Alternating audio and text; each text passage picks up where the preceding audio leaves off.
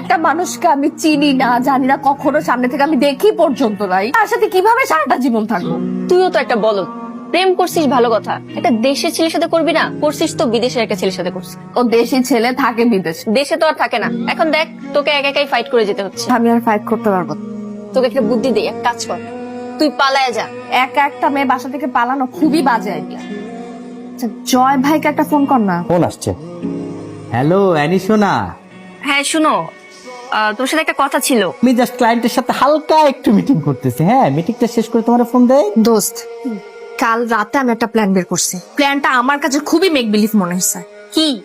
আমাকে বিয়ের আসর থেকে কেউ কিডন্যাপ করে নিয়ে চলে গেছে, আর তারপর তোর বর পক্ষ এই খবর পেয়ে বিয়ের আসর থেকে পালিয়ে যাবে। আর এর মধ্যে আমি কিছুটা সময় পাবো আর আমার বয়ফ্রেন্ডকে বাংলাদেশে নিয়ে আসবো। তারপর তোরা দুজন একসাথে পালাবি। আর তারপর আমাদের বিয়ে।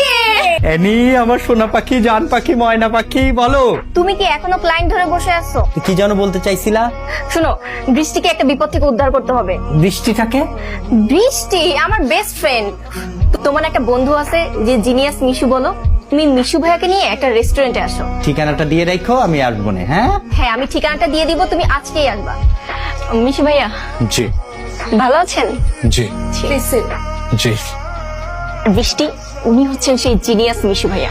জি তোরা দুজন কথা বল, আমি আসছি। জি ভাইয়া, জি আপনার কি গার্লফ্রেন্ড আছে?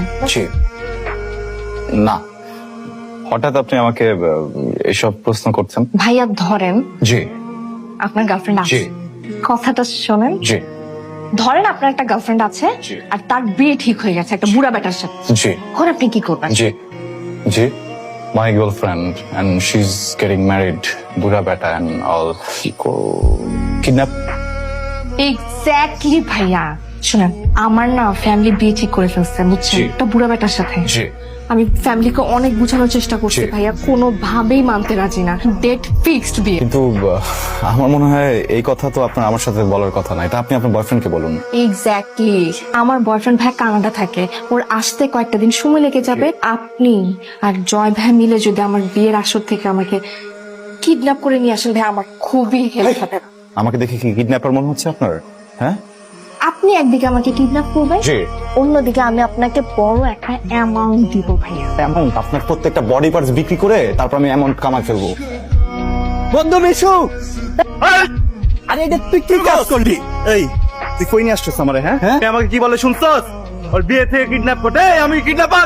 এই মিশু, কি অবস্থা? চুপ, সামান্য উপকার